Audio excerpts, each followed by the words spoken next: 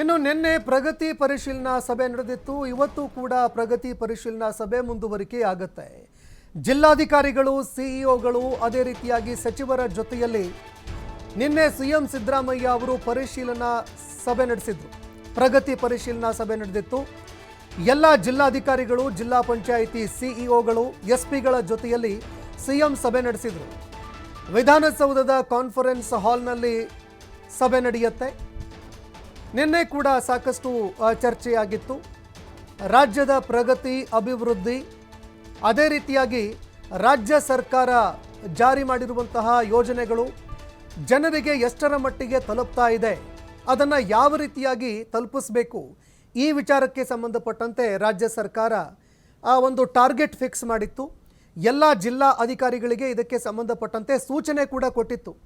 ನಿನ್ನೆ ಸಿಎಂ ಸಿದ್ದರಾಮಯ್ಯ ಅವರು ಪ್ರಗತಿ ಪರಿಶೀಲನೆ ಮಾಡುವಂತಹ ಸಂದರ್ಭದಲ್ಲಿ ಜಿಲ್ಲಾಧಿಕಾರಿಗಳು, ಸಿಇಒಗಳು ಹಾಗೂ ಎಸ್ಪಿಗಳಿಗೆ ತರಾಟೆಗೆ ತೆಗೆದುಕೊಂಡಿದ್ರು.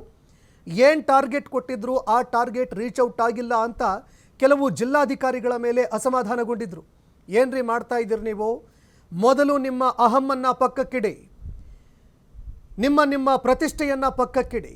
ಜಿಲ್ಲಾಧಿಕಾರಿಗಳು, ಸಿಇಒಗಳು ಸಮನ್ವಯತೆಯಿಂದ ಕೆಲಸ ಮಾಡಬೇಕು. ಆಗ ಮಾತ್ರ ಪ್ರಗತಿ ಆಗೋದಕ್ಕೆ ಸಾಧ್ಯ, ಆಗ ಮಾತ್ರ ಅಭಿವೃದ್ಧಿ ಆಗೋದಕ್ಕೆ ಸಾಧ್ಯ, ಕಾಮಗಾರಿಗಳು ಆಗೋದಕ್ಕೆ ಸಾಧ್ಯ, ಅದೇ ರೀತಿಯಾಗಿ ಯೋಜನೆಗಳು ಜನರಿಗೆ ತಲುಪೋದಕ್ಕೆ ಸಾಧ್ಯ.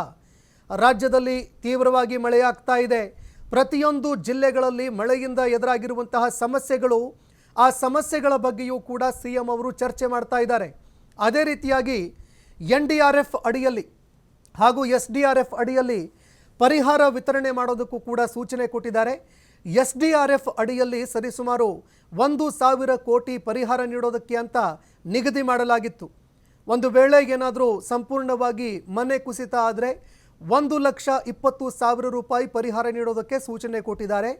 ಅದೇ ರೀತಿಯಾಗಿ ಸರ್ಕಾರದ ಕೆಲವು ಯೋಜನೆಗಳು ಕೂಡ ಇದೆ.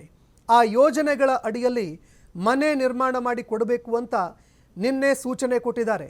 ಅದೇ ರೀತಿಯಾಗಿ ಮಳೆಯಿಂದ ತೀವ್ರ ಹಾನಿಯಾಗ್ತಾ ಇದೆ, ಆಸ್ತಿಪಾಸ್ತಿಗಳು ನಷ್ಟ ಉಂಟಾಗ್ತಾ ಇದೆ, ಜನ ಜಾನುವಾರುಗಳ ಜೀವ ಕೂಡ ಕಳೆದುಕೊಳ್ಳುವಂತಹ ಘಟನೆಗಳು ಸಂಭವಿಸ್ತಾ ಇದೆ. ಹೀಗಾಗಿ ಮುಂಜಾಗ್ರತಾ ಕ್ರಮಗಳನ್ನು ಕೈಗೊಳ್ಳುವ ಬಗ್ಗೆ ಸಿಎಂ ಸಿದ್ದರಾಮಯ್ಯ ಅವರು ಸೂಚನೆ ಕೊಡ್ತಾ ಇದ್ದಾರೆ.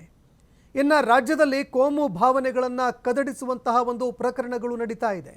ಕೋಮು ಭಾವನೆಗಳನ್ನು ಕೆರಳಿಸುವಂತಹ ಪ್ರಕರಣಗಳೇನು ನಡೀತಾ ಇದೆ, ಅದಕ್ಕೂ ಕಡಿವಾಣ ಹಾಕುವ ಬಗ್ಗೆ ಸಿಎಂ ಅವರು ಚರ್ಚೆ ಮಾಡಿದ್ರು. ಅಧಿಕಾರಿಗಳನ್ನು ತೀವ್ರವಾಗಿ ತರಾಟೆಗೆ ತೆಗೆದುಕೊಂಡಿದ್ದಾರೆ ಸಿಎಂ ಅವರು. ಯಾಕಂದರೆ ಸಾಮಾಜಿಕ ಜಾಲತಾಣದಲ್ಲಿ ಬೇಕಾಬಿಟ್ಟಿಯಾಗಿ ಯಾರ್ಯಾರೋ ಏನೇನೋ ಬರಿತಾ ಇದ್ದಾರೆ. ಇದರಿಂದಾಗಿ ಕೋಮು ಭಾವನೆಗೆ ಧಕ್ಕೆಯಾಗ್ತಾ ಇದೆ. ಕೋಮು ಸೂಕ್ಷ್ಮ ಪ್ರದೇಶದಲ್ಲಿ ನೀವು ಸಂವಿಧಾನಾತ್ಮಕವಾಗಿ ಕೆಲಸ ಮಾಡಿ, ಪ್ರತಿಯೊಂದು ಕೋಮು ಭಾವನೆಗಳನ್ನು ಕೆರಳಿಸುವಂತಹ ಶಕ್ತಿಗಳನ್ನು ದಮನ ಮಾಡುವಂತಹ ಕೆಲಸವನ್ನು ಮಾಡಿ, ಮೊಳಕೆಯಲ್ಲೇ ಅದನ್ನು ಚಿವುಟಿ ಹಾಕಿ ಅಂತ ಸಿಎಂ ಸಿದ್ದರಾಮಯ್ಯ ಅವರು ಕರೆ ಕೊಟ್ಟರು.